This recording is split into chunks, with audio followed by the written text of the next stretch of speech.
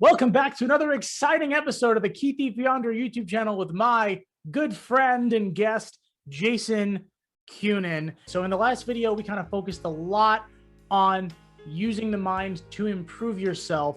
And in that mix, we threw in the use of emotions and expressing our emotions. So Jason, if you can, please take the wheel and go ahead and explain what it is, and I guess the core of importance behind expressing our emotions. Sort of to pick up a little bit on what we were talking about in our first video on meditation and mindfulness, I think something that I think often gets confused is, you know, when people look at meditation and mindfulness and sort of this idea of like watching or creating some distance with emotions, I think sort of two different ideas tend to come up. Is that you know, sort of one extreme of suppressing emotions versus the other of, you know, oh, we should express them, right? We should be fully expressive of our emotions and not suppress them.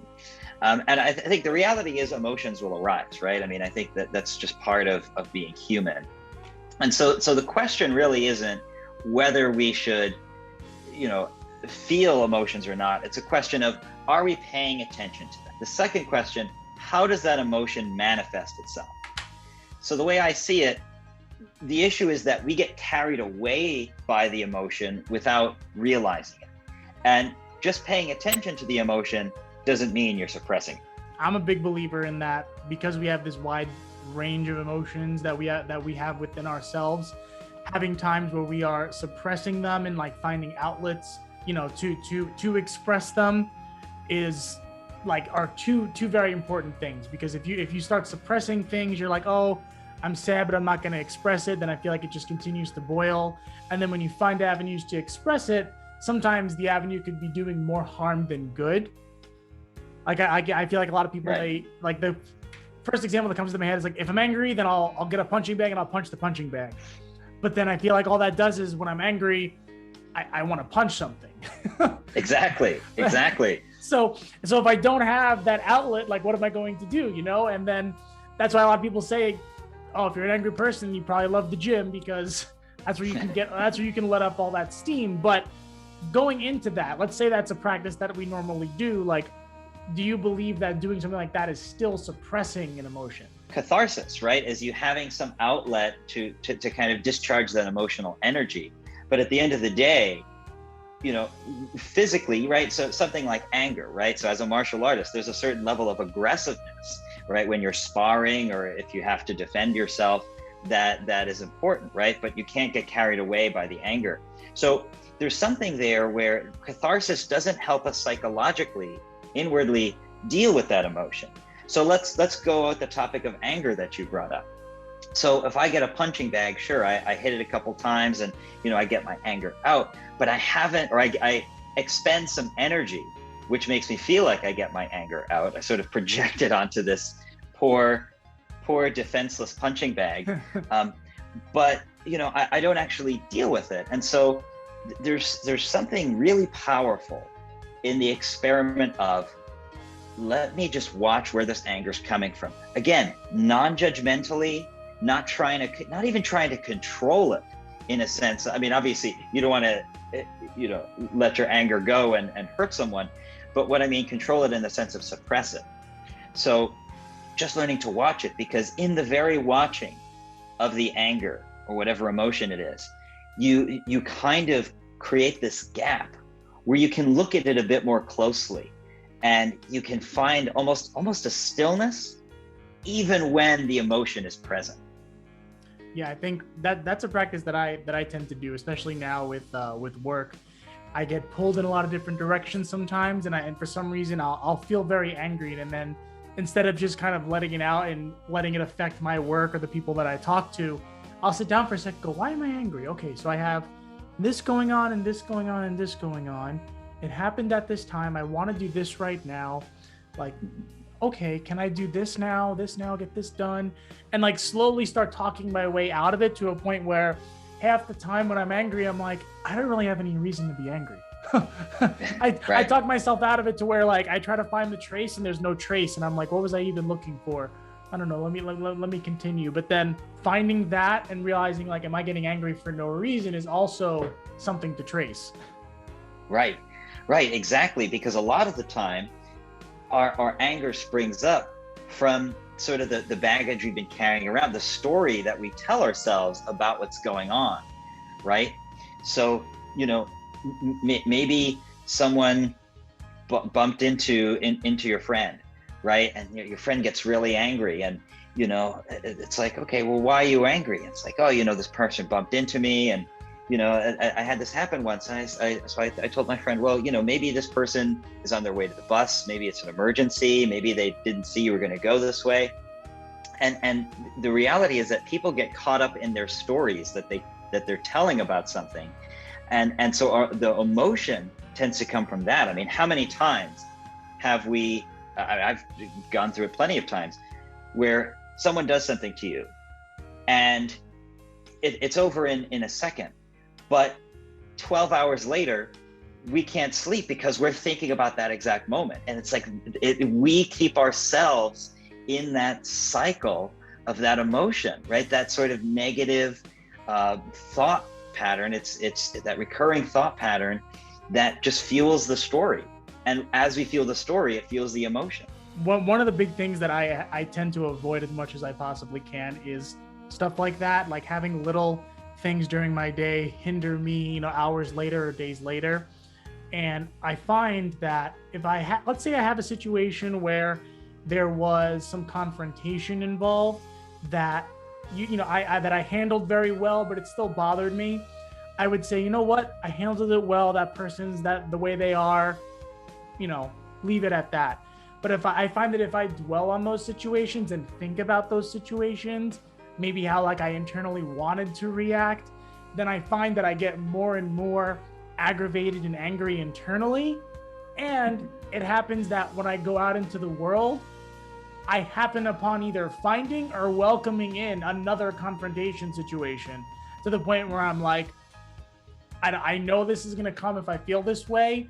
So let me find ways to better understand the situation. So I guess going back to the punching bag point and finding out, you know, what is the source and how are we manifesting it, to me, I feel like it's almost like I like to take my emotion if it's out of control, and I like to try to like give it a little pat on the back, like it's okay. And here's why it's okay.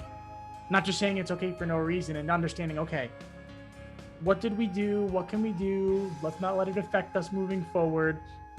And I feel like that right there, holding on to situations, comes from whatever else we're holding on to as far as baggage goes, right?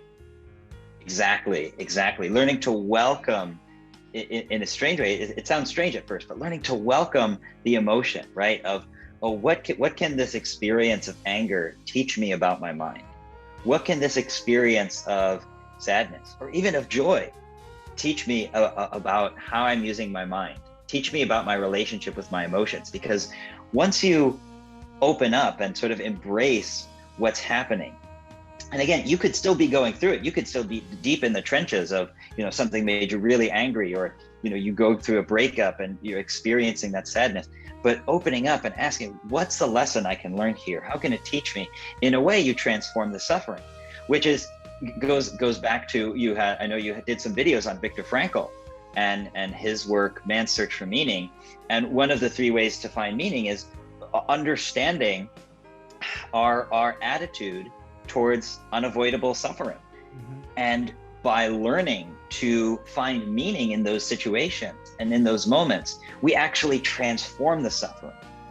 And I think that's a skill that, you know, would be really beneficial for people to learn, is finding some kind of context, finding some kind of philosophical framework, be it religious or spiritual or secular, to learn to make meaning out of suffering. Because then going through that emotion, you know, it has a deeper purpose to it within that framework. There's so much that could be done with the situations that come in our lives. And I think I've said in one of my like most recent episodes that we are living our unique lives that we started with and that we're going to be finishing with. And throughout this entire period, we've experienced unique things things that we're never going to change, things that were in place to be a part of our lives from before we were born, if you want to call it fate or destiny. Whatever it is has been put into play to bring you to the situation you are in now. So with that base level of knowledge of what your life is kind of has been and where it's going to, I feel like it's a no-brainer to say, take those situations and grow from them. Take that suffering and become a better person. Like, be the person you are meant to be. These situations were in place. That's just the way they are. And now you're going to go on the road that you want to go on. And I think that's one of my affirmations I use, is that I take every situation and I make the best out of it. Love saying that every day. Yeah, it's true, right? Because that's all you have, those experiences. And, you know, as I've read from thinkers east and west, I mean, it's sort of an idea that I keep encountering over and over. And it sounds sort of weird to say. It kind of hits us a little hard, but I think it's meant to, is the reason that we don't have the view of what can I learn from this experience, and why we prefer to stay in those cycles of, you know, you could easily say, yeah, you know, that happened, this person made me angry, I'll let it go. But why do we choose to keep that cycle going? I mean, this was the Buddha's really third noble truth is, right? We have a choice whether we want to hold on to grasping and the sources that cause us suffering, or we can choose to let go. And I think part of it is because experiencing those emotions, particularly negative emotions, fuels a sense of self-importance. You know, and many of the wisdom teachers that I've read have talked about this idea of when we're angry, when we're sad, we like to console ourselves or have other people validate us and console us. And it gives us a sense of self-importance. It fuels our ego in a strange, unconscious way, because it gives us that narrative of, you know, it reinforces the self.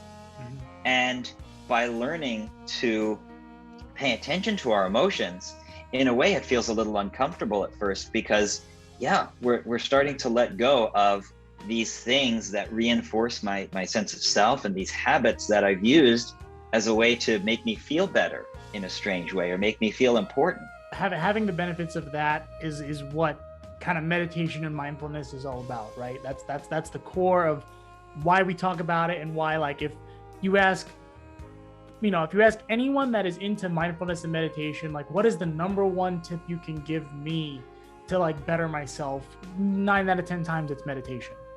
And it's all for that reason. Now, what would you say is your best advice to kind of close this all out for understanding, I guess, our own manifestation of emotions? It goes back to what we talked about in your previous video of paying attention, right? Non-judgmentally and without trying to suppress, because the very paying attention will teach ourselves how to work with our emotions, how to express them in a more wholesome, compassionate way to others and to ourselves. And sort of the reason why I'm being almost a little vague here is because I hesitate, as many meditation teachers and Buddhist teachers and scholars do, to give any sort of clear, defined set thing of, oh, if you do this will come about. Because the reality is, and as you said last time, as people experience this, they're going to learn what they need to learn, you know, for their journey at that particular moment in time. Mm-hmm. So what I would say is paying attention to our emotions and learning to work with them, learning to embrace them, learning to say, okay, what can I learn from this opportunity? And how can I use the skills that I have to, you know, come to a more wholesome and compassionate relationship with my emotions? Okay, perfect. Well, I think that is an excellent line to kind of end this video on, as far as the importance of expressing and not suppressing your emotions. What I do want to talk about in the next video, because I feel like we touched upon this and it's a perfect transition, is going to be how emotions can shape your life. So Jason, if you're on board with that, then we'll close this video out, and we'll move on to our next topic, because you know that I'm excited to talk about stuff like that, and I'm sure Jason has some really good information to share regarding that too. And as always, if you like the content and feel like it's valuable enough to share with the other people of the YouTube network, please leave a like, subscribe to the channel, and leave a comment on what you're having difficulty with emotions, or ways that you found have been able to express your emotions that you feel like could be beneficial to other people. My friend Jason Kunen is here for another few episodes. I'm going to still be here, as you guys know, and we'll see you on the next episode.